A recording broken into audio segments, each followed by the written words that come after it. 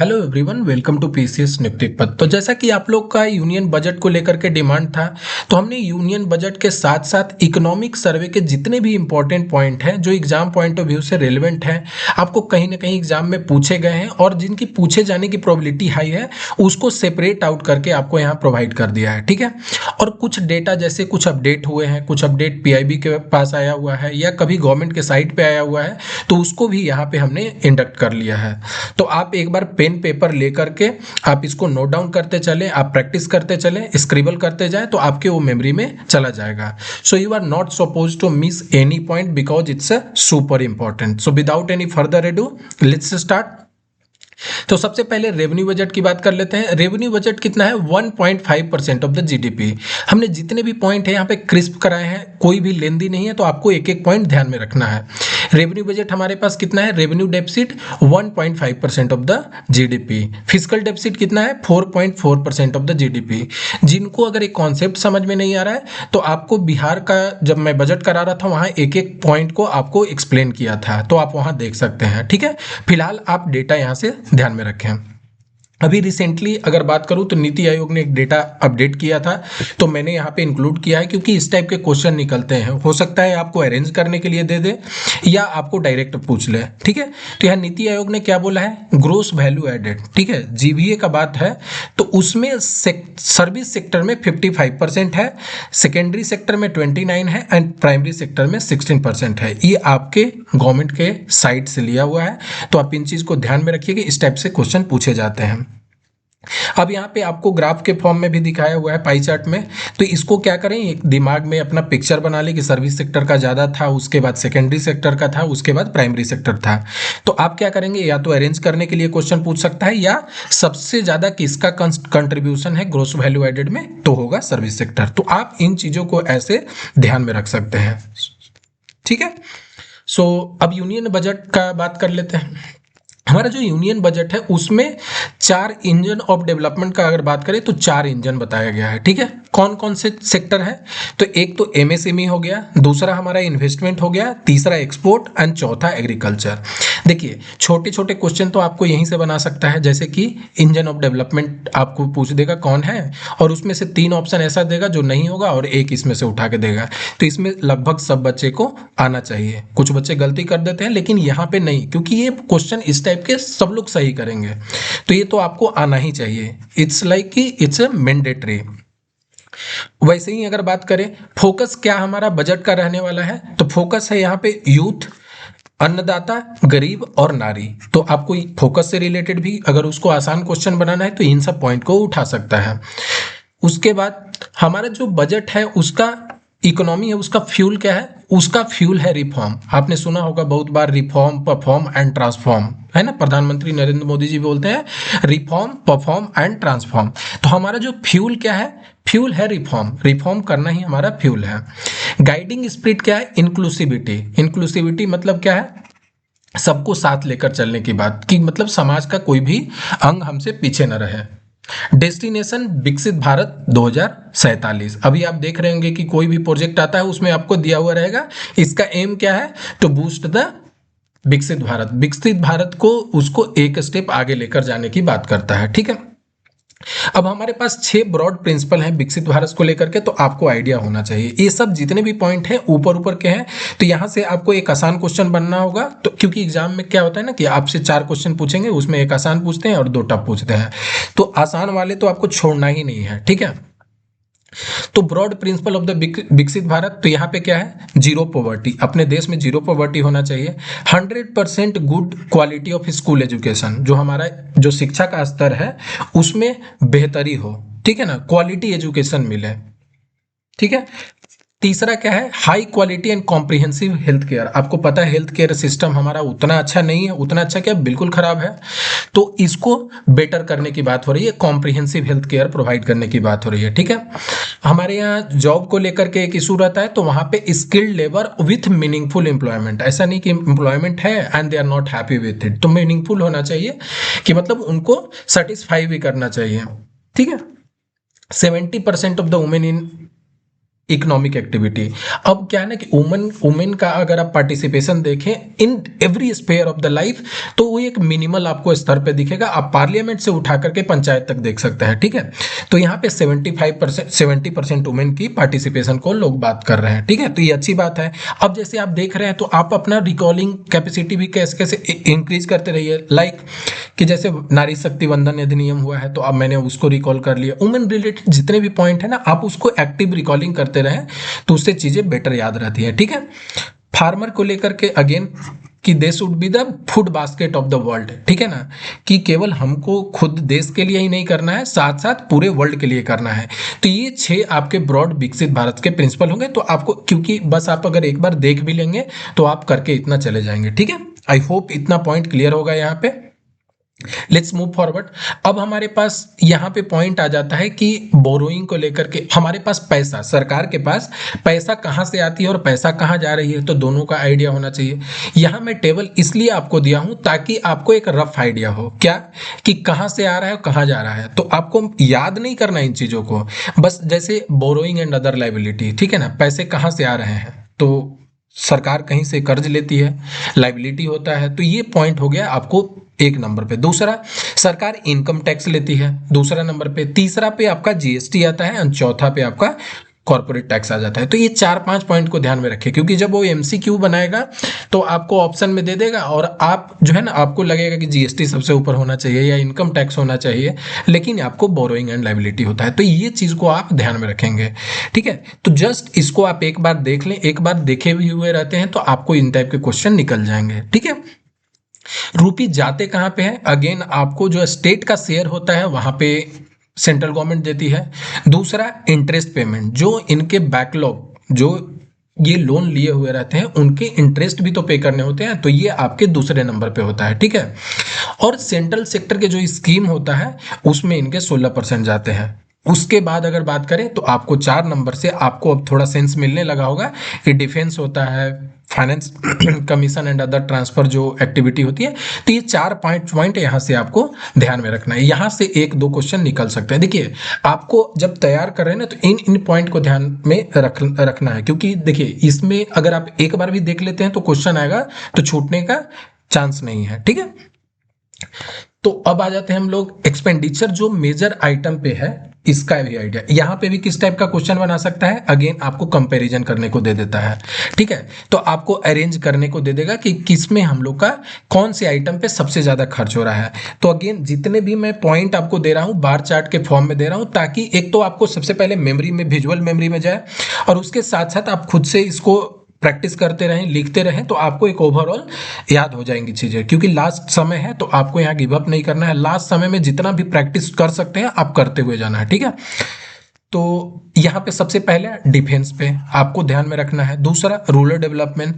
तीसरा हो गया होम अफेयर, और चौथा हो गया एग्रीकल्चर एंड रिलाई सेक्टर। देखिए, यहाँ तो हो सकता है बहुत और भी सेक्टर हैं गवर्नमेंट के जहाँ पे वर्क करती है, लेकिन हमने 5-6 जहाँ से ऊपर वाले पार्ट हैं जहाँ से क्वेश्चन बन सकते हैं उसको मैंने यहाँ पे कराया है, ताकि जब आप 10-12 डेटा को देखते हो तो आप कंफ्यूज हो जाते हो। तो मैंने यहाँ आपको जितने भी है प्रिसाइज और लिमिटेड करा रहा हूँ, और बहुत ही इफेक्टिव होने वाला है। तो defence, rural development, home affair, उसके बाद agricultural and allied sector, education and health. तो ये 6 जो सेक्टर हैं यहाँ पे गवर्नमेंट का इस प्रायोरिटी ऑर्डर में खर्च होता है। तो सबसे ज्यादा डिफेंस में, ठीक है। तो इनको ध्यान में रखिएगा।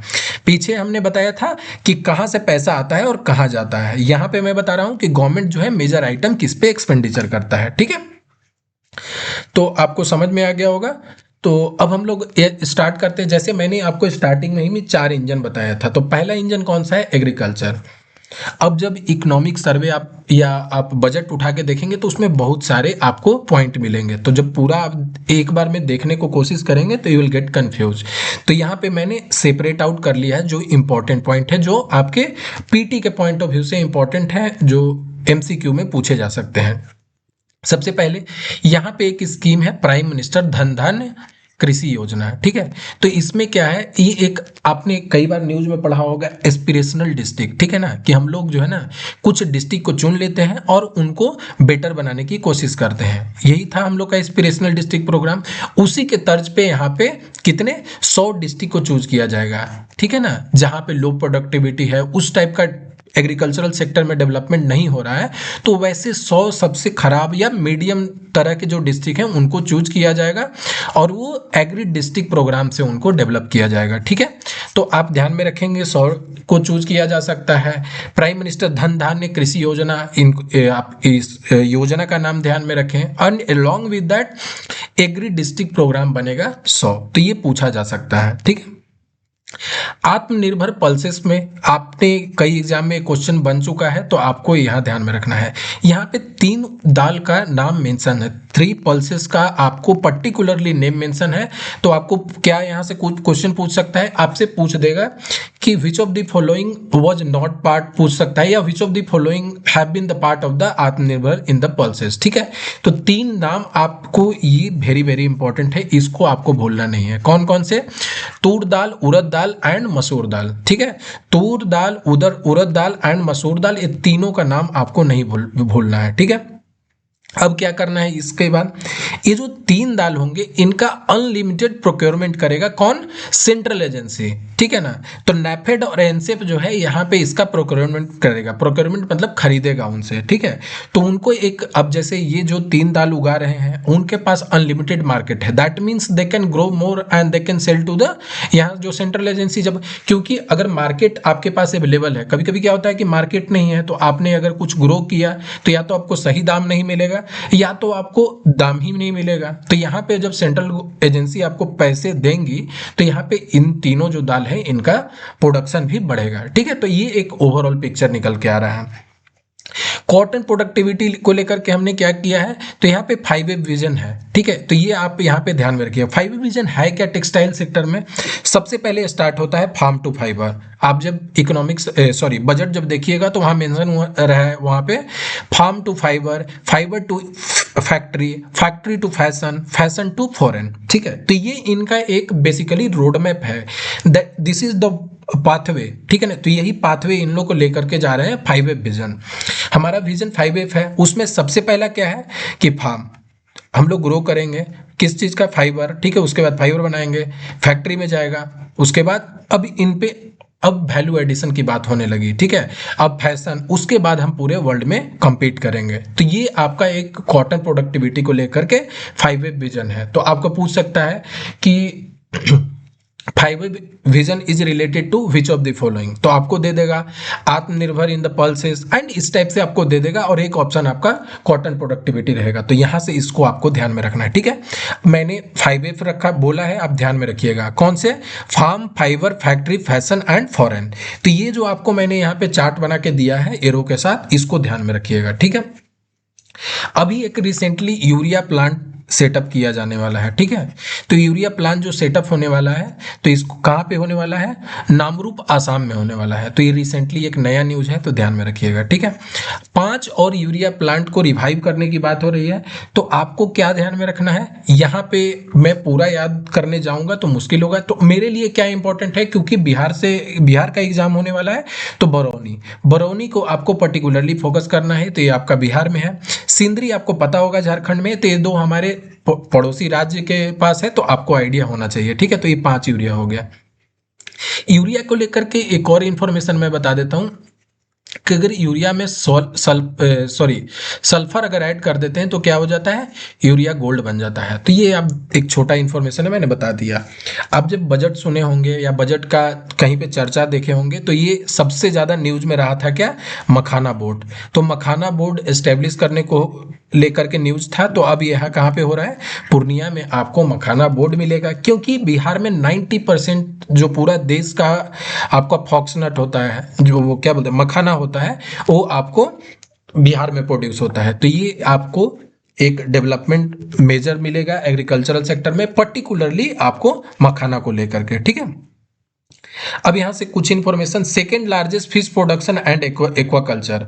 तो हम लोग क्या है, सेकेंड लार्जेस्ट फिश प्रोडक्शन और एक्वाकल्चर में काम करते हैं। आपको पता होगा फिश प्रोडक्शन से रिलेटेड हम लोग बहुत सारे एक्सपोर्ट कहाँ पे करते हैं, यूएसए में करते हैं, जिससे रिलेटेड अभी न्यूज में भी था, ठीक है ना। तो जब यूएसए से हम लोग का कन्फ्रंटेशन चल रहा है तो न्यूज में था, तो आप ध्यान में रखिएगा, ठीक है।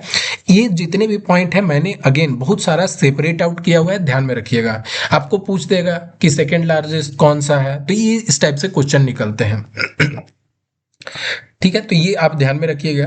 केसीसी का जो लोन लिमिट है, केसीसी आपको पता है ना, किसान क्रेडिट कार्ड, तो इनको मॉडिफाई किया गया है, ठीक है, मॉडिफाइड एंट्रेंस सबवेंशन स्कीम। तो ये आपको स्कीम के अंतर्गत ध्यान में रखना है, और इसको 3 लाख से बढ़ा करके लोन को कितना कर दिया गया है, 5 लाख कर दिया गया है, ठीक है। तो आपके लिए एग्रीकल्चर से रिलेटेड इतने इंपॉर्टेंट पॉइंट थे, इनको आप ध्यान में रखेंगे। नेक्स्ट, अब हम लोग आ जाते हैं एमएसएमई में, ठीक है। तो micro small and medium enterprise, इसका तो फुल फॉर्म आपको पता होगा, ठीक है। ये हमारा सेकंड इंजन है कि इसको हम लोग को ग्रो करना है। तो सबसे पहले मैं एक बिग पिक्चर समझा देता हूं कि होता क्या है, ठीक है। जैसे अगर आपके बड़े जो इंडस्ट्री होते हैं वो अगर इंक्रीज करते हैं तो उनमें क्या होता है कि उस टाइप से आपको जॉब नहीं मिल पाता है, ठीक है। तो इसलिए गवर्नमेंट का जो मेन फोकस होता है कि micro small and medium enterprise है उसको बढ़ावा दिया जाए, ठीक है। अब क्या है, यहाँ पे गवर्नमेंट ने उसके लिए एक स्कीम बनाया हुआ है, ठीक है। गवर्नमेंट ने क्या स्कीम बनाया हुआ है कि अगर कोई भी कंपनी है उसका अगर इन्वेस्टमेंट 1 करोड़ है, देखिए करेंट, तो 1 करोड़ अगर इन्वेस्टमेंट है तो उसको माइक्रो में माना जाएगा, 10 करोड़ है तो उसको स्मॉल में माना जाएगा, एंड 50 करोड़ है तो उसको मीडियम में माना जाएगा। तो वो 2 पैरामीटर पे डिसाइड होता है। दो कौन से पैरामीटर है, एक तो कि वो कितना इन्वेस्टमेंट कर रहे हैं, ठीक है। दूसरा होता है कि वो कितना उनका टर्नओवर आ रहा है। तो टर्नओवर हो गया, अगर वो एक इन्वेस्ट कर रहे हैं, सॉरी इन्वेस्टमेंट 1 करोड़ का है और 5 करोड़ उनका टर्नओवर है, तो उनको माइक्रो में माना जाएगा। अगर कोई भी एक क्राइटेरिया को फुलफिल नहीं करेंगे तो वो माइक्रो से बाहर चले जाएंगे। अगर वो 10 करोड़ तक का इन्वेस्टमेंट किए हैं और उनका टर्नओवर कितना है, 50 करोड़ है, तो उनको मीडियम में रखा जाएगा, सॉरी स्मॉल में रखा जाएगा। और मीडियम के लिए 50 करोड़ तक इन्वेस्टमेंट और टर्नओवर 250 करोड़ का होना चाहिए। तो ये आपको एक ओवरऑल आइडिया लग रहा है, ठीक है। तो इसको आपको ध्यान में रखना है। तो अब यहाँ पे गवर्नमेंट ने क्या किया है, तो गवर्नमेंट ने जो ये आपको 1 करोड़ था इसको बढ़ा करके 2.5 करोड़ कर दिया है, ठीक है। 2.5 करोड़ मतलब क्या कि अब क्या है कि अगर कोई भी बिजनेस है अगर वो 2.5 करोड़ तक आता है तो आपको माइक्रो में देखने को मिलेगा, ठीक है। 25 करोड़ तक कहाँ पे, पहले 10 था 25 कर दिया गया स्मॉल में। तो ये जो आपको मैंने टेबल बना के दिया है इसके आपको समझ में आया होगा कि बेसिक क्या बात है कि जो गवर्नमेंट ने माइक्रो स्मॉल और मीडियम का जो लिमिट था उसको बढ़ा दिया है। इससे आपको यही इंसाइट मिल रहा है। गवर्नमेंट ने किया क्यों है, क्योंकि स्टेटमेंट वाइज क्वेश्चन आ सकते हैं क्यों किया है। तो यहाँ पे रीजन ये है कि अगर इसको किया है तो इससे, जैसे पहले क्या था ना कि लोग अगर 1 करोड़ मान लेते हैं, सबसे पहले समझ लेते हैं कि कोई एक कंपनी ये है, उसका टोटल इन्वेस्टमेंट कितना है, मान लेते हैं कि 90 लाख है, ठीक है। अब वो कंपनी ने 90 लाख इन्वेस्ट किया है और कंपनी को ग्रो करना है, तो उसने क्या किया कि 25 लाख के वो लेकर आगे मशीन और जितने भी कैपिटल इन्वेस्टमेंट कर दिया, ठीक है। तो अब कंपनी का इन्वेस्टमेंट कितना हो गया, 1 करोड़ से ज्यादा हो गया। तो अब ये माइक्रो से निकल के बाहर चले जाएंगे। अब माइक्रो से बाहर चले जाएंगे तो प्रॉब्लम क्या है कि गवर्नमेंट बहुत सारा सब्सिडी देती है या बहुत सारा हेल्प एंड असिस्टेंट प्रोवाइड करती है, लोन दिया जाता है इजी लोन दिया जाता है, तो ये सब लोग माइक्रो में रहना चाहते हैं, ठीक है। तो अब प्रॉब्लम आपको क्या लग रहा है कि 1 करोड़ तक था, अब जैसे ही अब 1 करोड़ से वो क्या करेंगे, क्योंकि अब देखेंगे कि मैं अगर इन्वेस्टमेंट कर रहा हूं तो मेरा तो और पैसे कम होने लगेंगे तो क्या करते हैं कंपनियां कि यहाँ पे अब वो पैसे इन्वेस्ट ही नहीं करते हैं। तो अब नहीं इन्वेस्ट करेंगे तो कोई भी कंपनी ग्रो नहीं कर पाएगा। तो ये बेसिकली इनोवेशन को मार रहा था, ठीक है। जो इनोवेशन था उसको मार रहा था, ये ग्रोथ को तो कहीं से भी बढ़ावा नहीं दे रहा था। तो गवर्नमेंट ने इसको लेकर के एक स्टेप लिया है, तो इसको ध्यान में रखिएगा, ठीक है आपको पूछ सकता है कि माइक्रो के लिए क्या चेंज किया गया, तो इसलिए मैंने डेटा आपको यहाँ पे रख दिया है क्रेडिट एबिलिटी की अगर बात करें तो एमएसएमई का कितना कैटेगरी है, तो करंट 5 था उसको रिवाइज करके 10 करोड़ कर दिया गया है, और स्टार्टअप में 10 था तो इसको 20 करोड़ कर दिया गया है। ठीक है, तो ये एक्सपोर्टर एमएसएमई का अगर बात करें तो टर्म लोन 20 करोड़ तक कर दिया गया। तो गवर्नमेंट ने अब बेसिकली ग्रोथ को प्रमोट कर रहे हैं। ठीक है, और ग्रोथ से रिलेटेड अगर बात करूं तो नोबेल प्राइज अभी रिसेंटली मिला है, तो वहां पे भी क्या था theme, innovation innovation with growth. ठीक है ना, कि इनोवेट करोगे तभी आप ग्रोथ को अचीव कर पाओगे, तो इसको आपको मेजर ध्यान में रखना है। ठीक है, अब हम लोग आगे बढ़ते हैं। थर्ड इंजन हमारा क्या है, थर्ड इंजन हमारा है क्या, थर्ड इंजन है इन्वेस्टमेंट। इन्वेस्टमेंट किसमें, पीपल में, इकोनॉमी में एंड इनोवेशन में। सबसे पहले हमारे जो ह्यूमन कैपिटल होते हैं उनमें पैसा इंप्रूव करना है, उनमें पैसे डालने हैं, और ह्यूमन कैपिटल को बेसिकली इंप्रूव करना है। क्योंकि आपको पता है हमारा देश यंग है, यंग देश है, क्योंकि उसमें अभी बहुत सारे लोग काम करने के उम्र में है, ऐसा हमारी डेमोग्राफी है। तो अगर इसमें इन्वेस्टमेंट होगा तो ये एक बहुत बड़ा मेजर फिलिप मिलेगा इकोनॉमी को। तो इकोनॉमी और इनोवेशन ये 3 पार्ट हो गए इन्वेस्टमेंट के। ठीक है, तो इसको आप ध्यान में रखें। सबसे पहले अब आ जाते हैं ब्रॉडबैंड कनेक्टिविटी। ब्रॉडबैंड कनेक्टिविटी कहाँ पे होना चाहिए, तो ये भारत नेट एक प्रोजेक्ट था। ठीक है, तो इस प्रोजेक्ट को ध्यान में रखिएगा। भारत नेट प्रोजेक्ट जितने भी सेकेंडरी स्कूल हैं या प्राइमरी हेल्थ सेंटर हैं उन पे यहाँ पे कनेक्शन किया जाएगा। ठीक है, ये प्रोजेक्ट भारत नेट, अगर प्रोजेक्ट को बात करें तो ये 2011 से ही आपको कहीं ना कहीं एक्टिव है, लेकिन क्या होता है प्रोजेक्ट का नाम चेंज होते रहते हैं। तो आपको ये एक बेसिकली इंटरनेट प्रोवाइड करेगा जहाँ पे वाईफाई होगा, ब्रॉडबैंड होगा। तो ये कहाँ पे किसको कनेक्ट करेगा, स्कूल में और प्राइमरी हेल्थ सेंटर में, तो इसको ध्यान में रखिएगा। ठीक है, पीएम स्वनिधि, पीएम स्वनिधि किस चीज के लिए है, तो ये आपको रिवैम्प करने के लिए है। Scheme will revamp the loan from the bank and the UPI link credit card. ठीक है, 30,000 तक यहाँ पे पैसे निकाल सकते हैं। ठीक है, तो ये आपको लोन को लेकर के था, तो पीएम स्वनिधि ये आपको लोन को रिलेटेड था, और किस चीज से, यूपीआई लिंक्ड क्रेडिट कार्ड। तो ये इसको आप ध्यान में रखिएगा, पीएम स्वनिधि। एसेट मोनेटाइजेशन, अभी पता होगा कि सरकार क्या करती है, अभी जो करंटली सरकार है ये तो दिन बर दिन इसमें डिस इन्वेस्टमेंट करते रहती है। डिस इन्वेस्टमेंट क्या होता है कि जो गवर्नमेंट के अपने खुद के पीएसयू हैं या गवर्नमेंट के जो अपने कंपनियां हैं उनको बेचना। ठीक है, उनको प्राइवेट सेक्टर को बेच देना, और उसके बाद जो पैसा मिलेगा उसको अलग अलग डेवलपमेंटल एक्टिविटी में उसको इन्वेस्ट करना। तो इसको बेसिकली डिसइन्वेस्टमेंट का यही पर्पस होता है। इसी को हम लोग बोलते हैं एसेट मोनेटाइजेशन। एसेट जो गवर्नमेंट के जितने भी एसेट हैं उनको मोनेटाइज कर लेना, मतलब कि उनको पैसे में कन्वर्ट कर लेना। अब गवर्नमेंट के बाद पैसा आएगा तो क्या करेंगे, एक कहीं दूसरे जगह पे इन्वेस्ट करेंगे, तो ध्यान में रखिएगा। ठीक है, ये जो पहले ऑलरेडी एक हो चुका है तो ये दूसरा फेज है।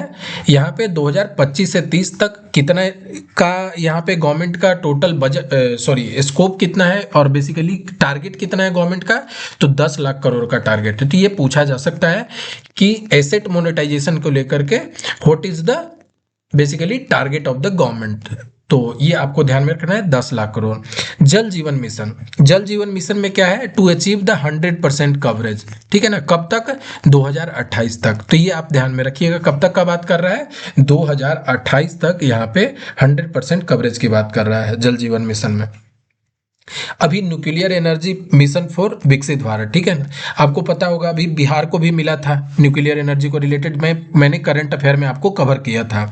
तो यहाँ कितना है, डेवलपमेंट ऑफ एटलीस्ट 100 गीगावाट।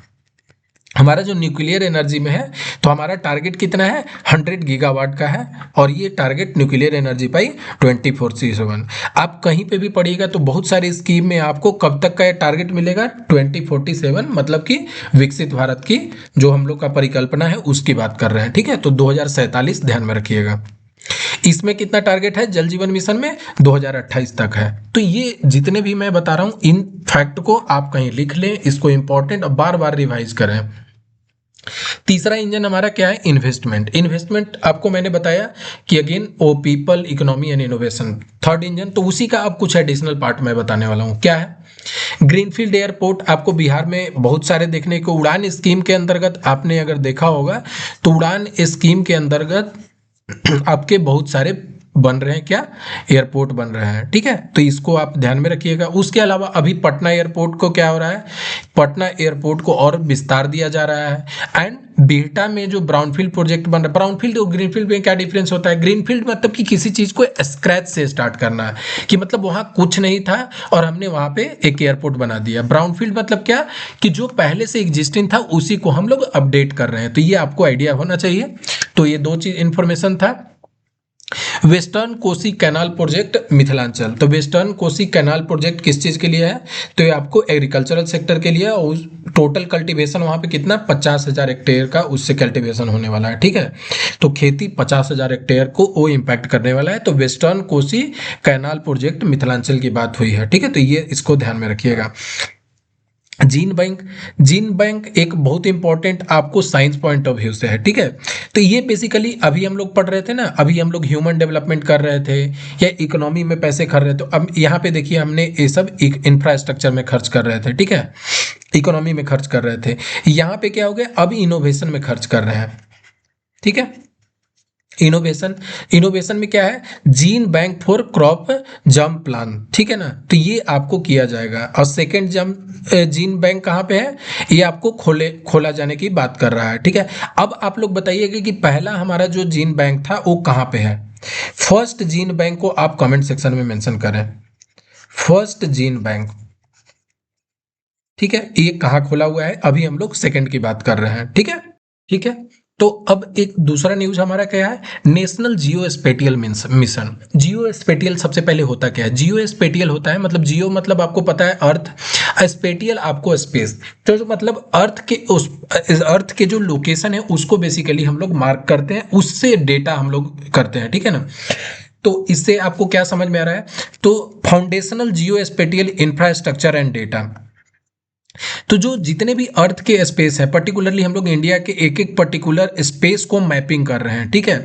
उससे क्या होगा, आपके जो लैंड रिकॉर्ड हो गए या अर्बन प्लानिंग हो गया या डिजिटल इंफ्रास्ट्रक्चर प्रोजेक्ट है उसको इंप्रूवमेंट मिलेगा। कैसे, जैसे हमारे जितने भी इंफॉर्मेशन है तो आपको जो डिजिटली जो है यहाँ पे ऑलरेडी मैप होगा, मतलब हर चीज का आपको लोकेशन पता होगा, एक एक पर्टिकुलर आपको पिन पॉइंटेड यहाँ पे लोकेशन गवर्नमेंट के पास पता होगा। अब क्या होगा, इसको यूज करके डेवलपमेंटल प्रोजेक्ट में आप देखते होंगे ना, अलग अलग सर्वे में जियो स्पेटियल इंफॉर्मेशन का अलग अलग बात आती है, ठीक है। तो इसको ध्यान में रखिएगा, किस चीज के लिए कर रहा है नेशनल जियो स्पेटियल मिशन, आपको land record, urban planning and design of infrastructure project, तो इस तीनों को आप ध्यान में रखिएगा। ज्ञान भारतम मिशन में क्या है, ज्ञान भारतम मिशन में जितने भी आपको मेन्यू स्क्रिप्ट है, ठीक है, उसको यहाँ पे स्टोर करने की बात हो रही है, ठीक है ना। Survey and documentation and conservation of our manuscript है, जो आप हमारे हेरिटेज है उनको स्टोर करने की बात हो रही है, और लगभग कितना है, more than 1 crore menu script को यहाँ पे प्रिजर्व करने की बात हो रही है। तो इतने इंफॉर्मेशन आपके लिए इंपॉर्टेंट है। फोर्थ हमारा क्या है, फोर्थ इंजन ऑफ एक्सपोर्ट आपका sorry, fourth engine of export हमारा कौन सा है, तो फोर्थ इंजन ऑफ एक्सपोर्ट आपका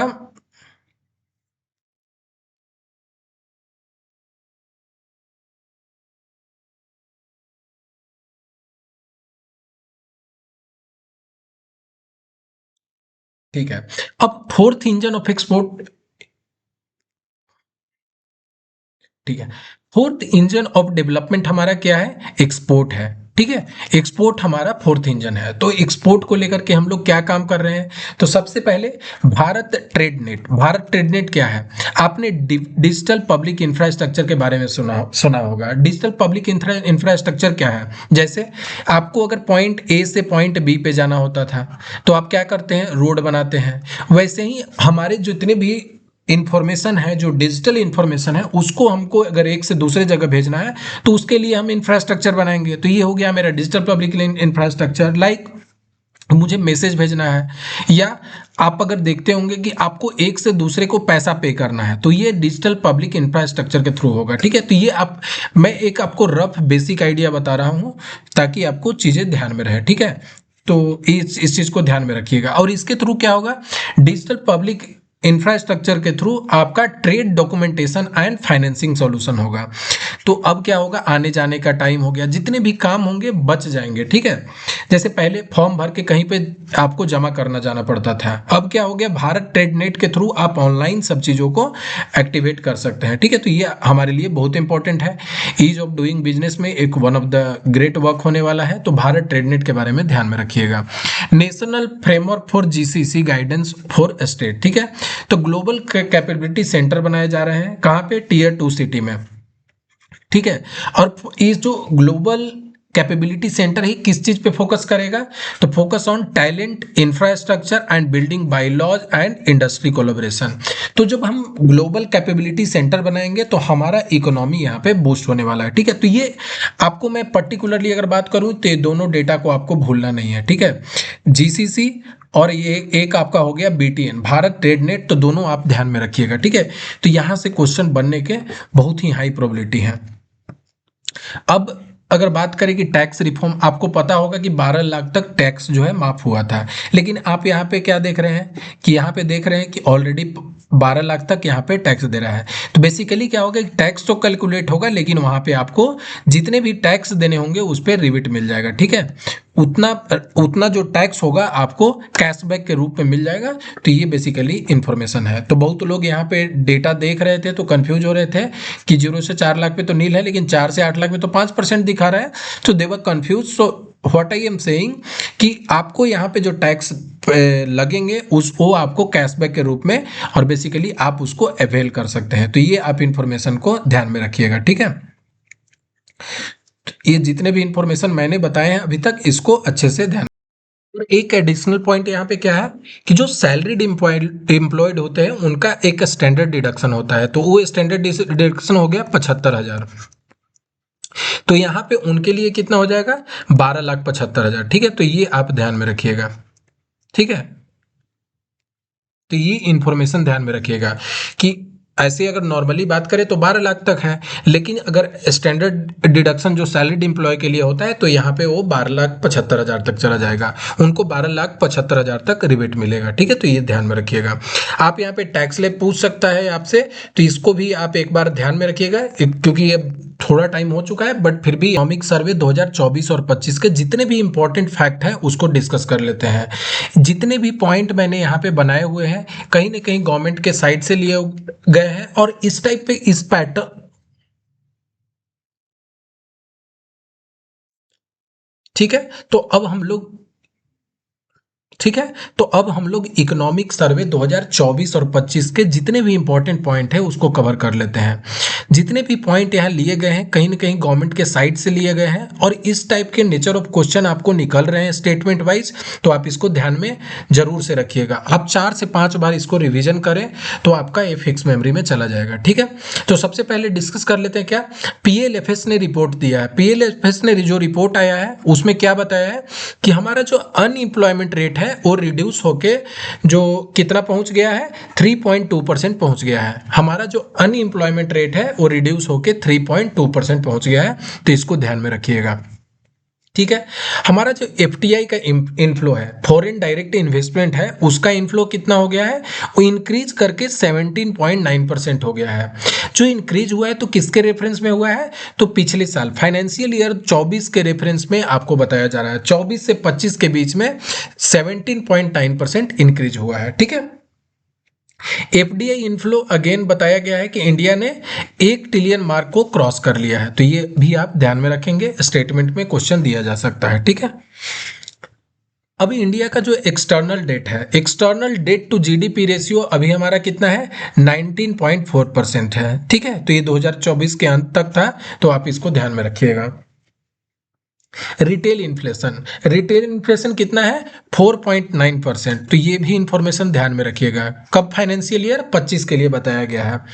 अभी यहाँ पे आईएमएफ ने क्या प्रोजेक्ट किया है कि हमारा जो इकोनॉमी है वो $5 ट्रिलियन जो यूएसडी में, रुपीज में अगर बात करें तो आपको 28 तक के क्रॉस कर जाएगा। $5 ट्रिलियन की इकोनॉमी हमारा कब तक पहुंच जाएगा? आपको 2028 तक पहुंच जाएगा। तो ये पूछा जा सकता है कि आईएमएफ ने क्या प्रोजेक्ट किया है इंडिया को लेकर के। और 6.307 आपको फाइनेंशियल ईयर 2030 तक देखने को मिलेगा। तो इतना आप इंफॉर्मेशन को ध्यान में रखिएगा। पर्टिकुलरली आप 5 ट्रिलियन तो आप याद करके ही रखिएगा, ठीक है। यहाँ पे एक और इंफॉर्मेशन है हमारे पास कि सीमेंट का प्रोडक्शन में इंडिया क्या है? सेकेंड लार्जर सीमेंट प्रोड्यूसर है ग्लोबली। पूरे वर्ल्ड में सेकेंड लार्जेस्ट सीमेंट प्रोड्यूसर है, ये आपको सर्वे में मेंशन है, ठीक है। इंडिया क्या है? India is the top producer of the jute, ठीक है। तो जूट आपको बांग्लादेश में भी पता है कि होता है। तो इंडिया क्या है यहाँ पे? Top producer of the jute है, आपको सर्वे में मेंशन है। Cotton, silk and man made fibre जो है, इसमें इंडिया सेकेंड ग्लोबली देखा जाता है, ठीक है। तो इंडिया का रैंक सेकेंड है। और हमारा जो एक्सपोर्ट अगर टेक्सटाइल को लेकर के बात करें तो हम लोग 6th लार्जेस्ट हैं, ठीक है। तो 6th लार्जेस्ट हम लोग टेक्सटाइल के एक्सपोर्ट करने में है। अभी वीपो क्या होता है? World intellectual property organisation. तो ये जो वीपो ने रिपोर्ट निकाला है, तो यहाँ पे वीपो ने क्या बताया है? वीपो ने बताया है कि इंडिया का रैंक 6th है। तो ये इंफॉर्मेशन आपको ध्यान में रखना है, ठीक है। तो 6th लार्जर एक्सपोर्टर ऑफ क्या हो गया? टेक्सटाइल। और हम लोग का वीपो का जो रिपोर्ट आया है उसमें भी हमारे रैंकिंग कितना है? 6 है, ठीक है। अभी हम लोग स्मार्टफोन बनाने में अगर बात करें तो हम लोग आत्मनिर्भर हो चुके हैं। 99% स्मार्टफोन इंडिया में बनता है। तो ये इंफॉर्मेशन आपको स्टेटमेंट में दिया जा सकता है। रियल जीडीपी ग्रोथ की अगर बात करें तो हमारा कितना है? 6.3 से 6.8% तक रहा है फाइनेंशियल ईयर 2026 के लिए, ये आपको प्रिडिक्ट किया गया है। तो रियल जीडीपी ग्रोथ कितना होने वाला है? 6.3 टू 6.8, ठीक है। और यहाँ पे अगर जीडीपी और जीबीए की बात करें तो इसका कितना? 6.4% फाइनेंशियल ईयर 25 के लिए। अब यहाँ पे आपको दिख रहा होगा रियल जीडीपी यहाँ पे भी, लेकिन दोनों में फाइनेंशियल ईयर क्या है? एक पे 26 है और एक पे 25 है। तो आपको कंफ्यूज बिल्कुल से नहीं होना है, ठीक है। अगर बात करें कैपिटल एक्सपेंडिचर को तो कैपिटल एक्सपेंडिचर हमारा 8.2% रहेगा, ठीक है। अब कैपिटल एक्सपेंडिचर जो हमारा ग्रो किया है, अब बहुत लोग यहाँ कंफ्यूज हो रहे हैं कि कैपिटल एक्सपेंडिचर होता क्या है। आपको मैंने ऑलरेडी आपको बिहार सर्वे में कराया हुआ है, तो एक बार आप वहां से इंफॉर्मेशन को देख लें तो आपको आइडिया लग जाएगा, ठीक है। तो कैपिटल एक्सपेंडिचर कितना ग्रो हुआ है? 8.2%। रिटेल हेडलाइन की अगर बात करें तो रिटेल हेडलाइन कितना हो गया है? 4.9% पहुंच गया है अप्रैल 2025 तक, ठीक है। तो रिटेल हेडलाइन भी आप ध्यान में रखिएगा।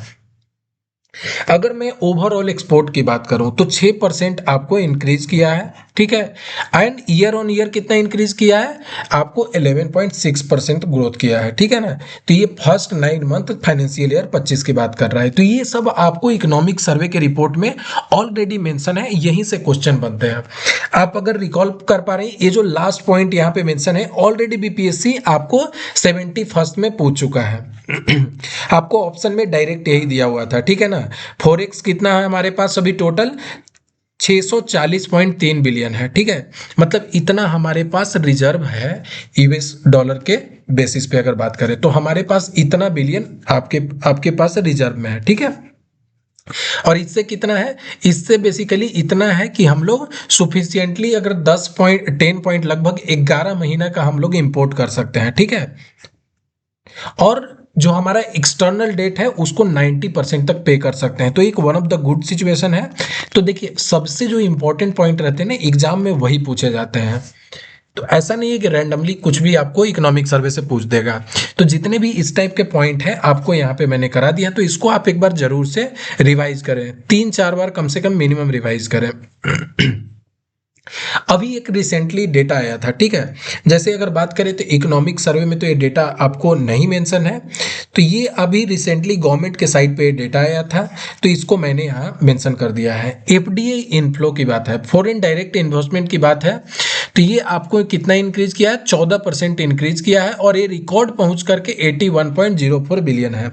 अगर आप इकोनॉमिक सर्वे देखेंगे तो वहां पे डेटा अभी पुराना है, तो क्योंकि अभी रिसेंटली गवर्नमेंट ने आपको आई थिंक मई या सितंबर में रिलीज किया है, तो आपको नए डेटा पे क्वेश्चन पूछे जाते हैं, तो आप इसको ध्यान में रखिएगा, ठीक है। अगर सबसे ज़्यादा बात करें कि एफडीआई हमारे पास कहाँ से आता है, तो सबसे ज़्यादा सिंगापुर से आता है, दूसरा स्थान पे मॉरिशस है एंड तीसरा पे यूनाइटेड स्टेट है। ये भी क्वेश्चन आपको स्टेटमेंट वाइज दे देगा या आपको डायरेक्ट ही क्वेश्चन पूछ देगा कि the major inward FDI sources, ठीक है, कि हमारे पास कहाँ से सबसे ज़्यादा एफडीआई आता है, ठीक है ना। तो सबसे ज़्यादा सोर्स आपका सिंगापुर से है। अगर जो 5 स्टेट में बात करें तो सबसे ज्यादा कौन से स्टेट में आता है, तो आपको पता है इकोनॉमिक कैपिटल कौन सा है, महाराष्ट्र। सबसे ज्यादा महाराष्ट्र में आता है, उसके बाद कर्नाटका में एंड थर्ड नंबर पे हमारा है दिल्ली, ठीक है। कर्नाटका में बेंगलुरु है, तो वहां पे आता है बहुत ज्यादा फॉरेन डायरेक्ट इन्वेस्टमेंट, ठीक है। तो एफटीआई सबसे ज्यादा कहाँ आता है स्टेट में, महाराष्ट्र, उसके बाद कर्नाटका एंड थर्ड नंबर पे दिल्ली है। तो ये इंफॉर्मेशन आप ध्यान में रखिएगा, ठीक है। अब हो गया हमारे पास कि टॉप रिसिपिएंट ऑफ एफडीआई 2024 और 25 की बात करें तो हमारा कौन कौन से सेक्टर में आपको एफडीआई आया है, ठीक है। तो सबसे ज्यादा एफडीआई किस सेक्टर में आया है, तो सर्विस सेक्टर में आपको 19% आया है, ठीक है। तो ये आप ध्यान में रखिएगा। कंप्यूटर एंड सॉफ्टवेयर हार्डवेयर में आपको 16% आया है और ट्रेडिंग में आपको 8% आया है। तो ये तीनों इंफॉर्मेशन को आपको ध्यान में रखना है, इसलिए मैंने यहाँ पे पाई चार्ट में भी दे दिया है। या तो आपको अरेंज करने के लिए दे सकता है या आपसे पूछ सकता है कि सबसे ज्यादा कौन से सेक्टर में आपको एफडीआई आता है। तो कब किस में आता है, तो सबसे ज्यादा आता है कंप्यूटर सॉफ्टवेयर सर्विस सेक्टर में आता है, उसके बाद कंप्यूटर सॉफ्टवेयर में आता है एंड थर्ड नंबर पे आपका ट्रेडिंग में आता है। तो ये इंफॉर्मेशन को आप ध्यान में रखेंगे। चैनल पे आपको अलग अलग वीडियोज अवेलेबल हैं अलग अलग टॉपिक पे, जैसे कि इंपॉर्टेंट जितने भी टॉपिक हैं उसको हमने कवर करा रखा है। जैसे यहाँ पे अवार्ड्स एंड ऑनर हमने कवर करा दिया, पूरे एक साल का जितने भी अवार्ड्स एंड ऑनर हैं यहाँ पे कवर कराए हुए हैं। स्पोर्ट्स में भी जितने एक साल में स्पोर्ट्स एंड ऑनर जो रहे हैं और इंपॉर्टेंट है, रिलेवेंट है एग्जाम पॉइंट ऑफ व्यू से, उसको करा दिया गया है। प्लेसेस इन न्यूज आपको मैप से कराया हुआ है, तो आप क्विकली यहाँ से रिवाइज कर सकते हैं चीजों को, ठीक है। और बहुत बच्चे अभी तक करंट अफेयर, बिहार के करंट अफेयर नहीं किए हुए थे एंड देवर पैनिकिंग।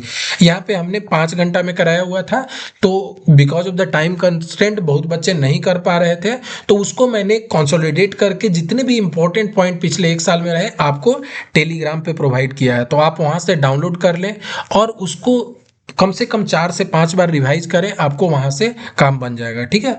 तो आप इसको कर सकते हैं। जो बच्चे पैनिक कर रहे हैं, पैनिक नहीं करना है, अभी लास्ट समय है, आपको खुद पे टाइम देना है एंड अपने जितने भी जो आपको एनर्जी है उसको कंपोजर जो है मेंटेन करना है और पूरा अभी आपको 10 से 15 दिन अपना एनर्जी इन्वेस्ट करना है, ठीक है। तो आप यहाँ से पीडीएफ डाउनलोड कर लें और वहां से आप उसको प्रिंट आउट निकाल के जितने भी हाईलाइट भी किए हुए हैं पॉइंट, तो आप उसको बार बार रिवाइज करें, ठीक है। और इंडिसेस एंड सर्वे में बहुत बच्चे स्टार्टिंग से ही कंफ्यूज थे कि कौन कौन से पॉइंट को करना है, तो हमने उसका पूरा लिस्टिंग, कंप्लीट लिस्टिंग प्रोवाइड कर दिया था पिछले एक साल में जहां जहां से क्वेश्चन पूछे गए हैं एंड उसके बाद हमने एक एक करके आपको ऑलरेडी वीडियो प्रोवाइड कर दिया है, ठीक है। तो आप इसको देख लें, आपको एक एग्जाम में एक एक्स फैक्टर की तरह काम करेगा and it will be very beneficial to you, ठीक है। And in case of any doubt आप रीच आउट कर सकते हैं, किसी भी तरह की समस्या के लिए आप पीसीएस नियुक्ति पद केयर पे आप मैसेज कर सकते हैं, ठीक है।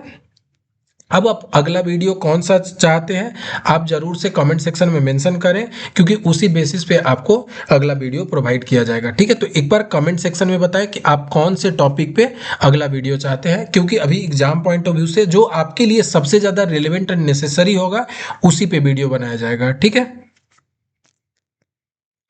अब जितने भी क्लास होते हैं उनका आपको पीडीएफ टेलीग्राम चैनल पे प्रोवाइड कर दिया जाता है एंड अलोंग विथ दैट अगर आपको कोई भी फीडबैक है, किसी भी तरह का आपको पर्सनल रीच आउट करना है, तो आप टेलीग्राम पे या यूट्यूब के कमेंट सेक्शन में आप मेंशन कर सकते हैं, ठीक है। और अगर आपको ये वीडियो अच्छा लगा है तो do like the video and subscribe to the channel. Thank you so much.